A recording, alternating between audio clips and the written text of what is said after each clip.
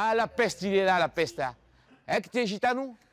Que t'es gitano? Thierry Patrac connaît tout le monde dans le centre-ville d'Agde, un quartier peuplé de nombreuses familles de culture gitane. Depuis des années, il déploie une énergie sans limite pour ouvrir les portes de la société à sa communauté, sédentarisée maintenant depuis des générations. C'est un combat, la vie. C'est un combat. Il ne faut rien lâcher jusqu'au bout. Et les enfants, quand ils auront pris l'habitude d'aller à l'école et de continuer, j'aimerais avoir des enfants qui aillent à la fac. Voilà, mon rêve, c'est qu'ils réussissent. De tradition orale, l'accès aux études chez les gitans n'est pas une priorité. La plupart des enfants arrêtent l'école à 14 ou 15 ans. Mais les temps changent. Pose tes affaires, mon cœur. Kilven compte bien décrocher plus tard un diplôme. Il n'a jamais raté une heure de cours et ses parents veillent à son instruction. En français aussi, 18 sur 20 hier. C'est bien, ça va. Ça commence vraiment à remonter la moyenne. J'ai 3 enfants, je veux dire, ils manquent jamais. Moi, l'école, c'est très important.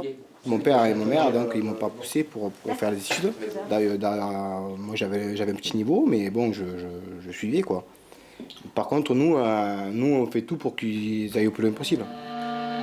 Dans le quartier, aucun jeune de la communauté n'est inscrit à la fac.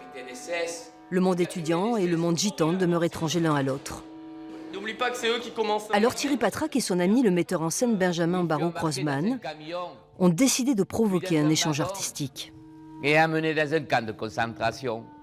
Comme je suis professeur à l'université, j'ai pu faire venir ces étudiants à Agde, donc déplacer entre guillemets l'université à Agde. Oui, il a fallu donner ce cadre-là parce qu'il n'est pas, on va dire, d'entrée de jeu possible. C'est vrai que moi j'avais l'idée un peu idyllique des gitans qui font de la musique. Enfin voilà, il y en a beaucoup qui sont sédentaires finalement, qui ont des vies, et ça reste une communauté, c'est sûr, mais finalement pas si éloigné de nous. Vendredi soir, Kilven et toute la troupe donneront une représentation en public, résultat de quelques jours de cohabitation artistique. Étudiants et gitans, deux mondes qui ne se croisent jamais habituellement, mais sans doute plus pour très longtemps. Un jour, Kilven et ses amis du quartier s'autoriseront à leur tour à faire leur entrée dans les campus.